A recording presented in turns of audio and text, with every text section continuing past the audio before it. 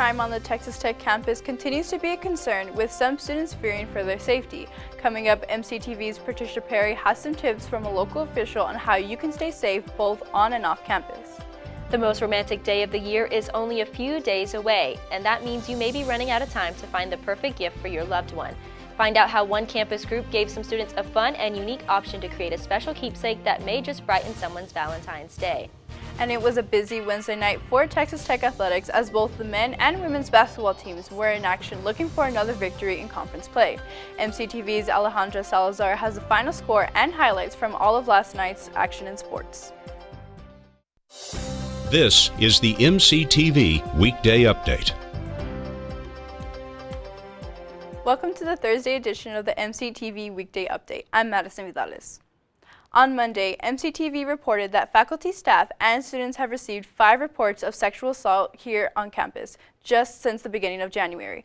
That number may seem high, but according to the university's annual security and fire safety report, 14 sex offenses occurred on campus in 2020 and 40 more were reported in 2019. Regardless of the numbers, safety here at Texas Tech is a regular topic of discussion. MCTV's Patricia Perry recently had the chance to speak with a local official and address some of those concerns. Patricia? Thanks, Madison. Over the last year, many members of the tech community feel like we have seen a spike in crime on campus and in the Lubbock community. This has brought concern to students and their parents on how to stay safe. Sometimes students are a little trusting. They've come directly from high school in a protected environment, come to college where we are working very hard to keep them protected. Texas Tech University Chief of Police Kyle Boneth says a lot of times college students trust too soon. Most of the reported sexual assaults have been located in residence halls, and he wants to remind everyone to be cautious of who they bring into their home. We can protect you outside. We cannot protect you in your room. The same principle stands for the entirety of Lubbock. While some believe that most college students live near campus, this is not the case. The Texas Tech community extends far beyond the campus perimeter. Off-campus students are always concerned about where they would be safe. When you look at our crime, when you look at our hotspots, and you look at where these specific crimes are occurring, they're occurring all over, especially when you talk about our domestic violence type crimes. In one of the sexual assault cases we saw this semester, the victim met the suspect on a dating app. According to Chief Mitchell with the Lubbock Police Department, this is one of the main influences of sexual assault, along with leaving with strangers from bars, huge consumption of alcohol, and drugs. Chief Mitchell says that even with the rising cases in the Lubbock community, they are not related and are usually due to citizens putting themselves in harm's way. We don't have a serial sexual offender or a serial rapist in Lubbock. We have people that are putting themselves in some very difficult situations and getting out of them. Both the Lubbock Police Department and the Texas Tech Police Department encourage everyone to be aware of your surroundings, both on and off campus. Chief Mitchell says he would feel safe sending his child to Texas Tech because of the security efforts they put into place. They say if you ever feel unsafe, be sure to contact either police station and they can assist you wherever you are. Back to you, Madison. Thanks, Patricia. In other news, the number of reported COVID-19 infections is on the decline this week, with only 39 cases currently active within the tech community. Even though the numbers of infections appears to be dropping, Texas Tech officials are encouraging students, faculty, and staff to take precautions as the coronavirus continues to be a concern this semester. With that in mind, the university has offered a series of COVID-19 vaccine clinics since students returned to campus in January.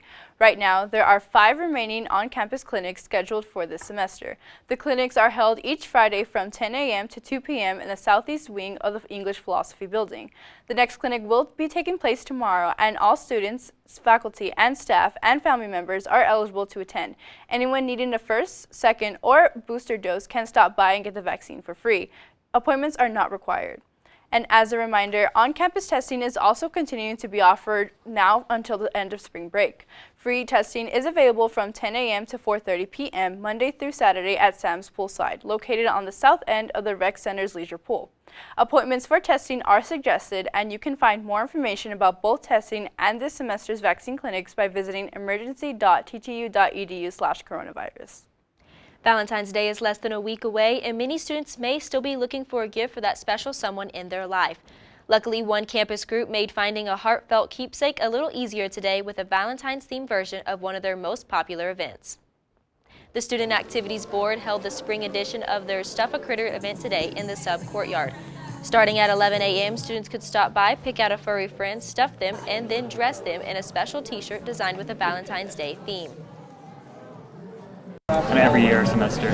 This is our first one, so we got some Valentine-themed animals, so kind of celebrating Valentine's Day. Like all SAB events, Stuff a Critter was free for all students with a Tech ID, but quantities were limited. The event was scheduled to run until 3 this afternoon or as long as supplies lasted. Even if you missed out on today's event, the Student Activities Board has a full schedule of fun and free events planned for the semester. Just visit sab.ttu.edu for more information. February is Black History Month, and the Texas Tech campus has a series of events scheduled to bring awareness to the university's Black community. Earlier this week, one campus group held a special event that gave a voice to multiple people from the Texas Tech and Lubbock community to help spread an important message. On Monday, the Student Government Association hosted the One Light Can Spark a Change event in the Sub Matador Ballroom. SGA invited multiple speakers and performers to spread the message that everyone can make a difference in our world. Their biggest goal was to help attendees understand the importance of community and the power of their voice. SGA hosted the event with the hope that it would inspire people to stand up and help make a change. An event like this, it really just ignites that flame within you and just reminds you that it is on each of us, and I do have a role in making a difference and sparking that change. At the end of the event, attendees lit up their lanterns as a symbol of being the light to spark the change. Texas Tech's observance of Black History Month continues next week with the African American Lecture Series, featuring special guest speaker Kevin Richardson. Richardson was a member of the group known as the Central Park Five, and he was wrongfully arrested, charged, and convicted in an assault on a jogger in New York City in 1989. Richardson will speak on his experience during the event. Next week's lecture is scheduled for Tuesday at 7 p.m. in the Law School's Lanier Auditorium, and it is free and open to the public. It's been a mild few days here on the Texas Tech campus, which is a big change from the sub-freezing temperatures we were experiencing just a week ago when classes were canceled. That's true, Madison. Highs have stayed above 50 degrees since last Sunday, and we almost made it to the 70-degree mark on Tuesday. But will we continue to see warmer conditions as we head into the weekend? Let's take a look at the MCTV forecast. The MCTV Tower Cam is showing lots of sunshine again this afternoon. Mostly sunny skies have been the norm this week, but temperatures are slightly cooler today. Highs should only reach the low 60s before sunset. Overnight lows will drop back into the 30s, but we should stay above the freezing mark for the first time in over a week. Tomorrow, temperatures are once again forecast to reach into the 60s, and we should see lots of sunshine. But starting tomorrow afternoon, the wind will become a factor, with speeds reaching as high as 30 miles per hour. That will bring a slight drop in temperatures on Friday night, leading to an overnight freeze. The cooler temperatures will continue into the weekend, with Saturday's high expected to only reach the low 50s. Sunday will be a little warmer, with temperatures returning to the low 60s by the afternoon. Looking ahead, Valentine's Day is shaping up to be one of the warmest days of the year, but the possibility of another round of winter weather could be back in the forecast by the end of the week. Both the Red Raider and Lady Raider basketball teams were hoping for wins last night as they continue their Big 12 conference schedules. But could the women end a 6-game losing streak and the men work toward a higher ranking in the polls? MCTV's Alejandra Salazar joins us now with a look back at all of last night's action in sports. Alejandra? Thanks, Madison and Patricia. Both men and women's basketball teams had some tough games last night, but they'll have a chance to redeem themselves this weekend. Last night, the Lady Raiders took on number 16 Texas and lost in a close 61-56 finish. Vivian Gray scored a game high of 21 points, while Bryn Gerlich added 11 points and 6 assists to help the ladies battle back against the Longhorns. After an intense game, Texas answered with a pair of free throws and good defense in the fourth to escape with a win. The Lady Raiders will play again this Saturday on the road against Oklahoma State at 7 p.m. You can catch all the action on Big 12 Now on ESPN+. As for the men's basketball team, their 3-game winning streak was brought to an end by the University of Oklahoma. After a strong start and a 30-25 lead at the half, the Red Raiders were outscored 45-25 in the second half. The Sooners took this time to show off their skills from the three-point line, which gave them a major advantage over Tech. Kevin McCullough led the team with 12 points, while Terrence Shannon Jr. had 11. The Red Raiders are back in action against TCU this Saturday at 3 p.m. in Lubbock.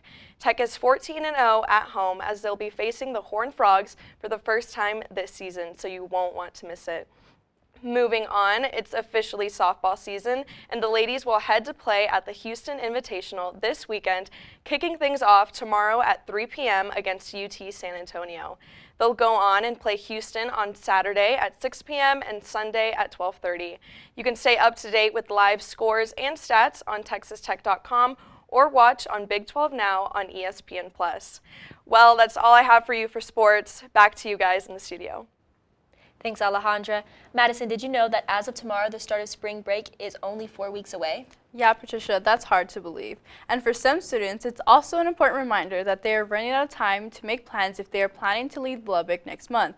But luckily, one university group has an option for any Red Raider that may need transportation to some of the Texas' biggest cities.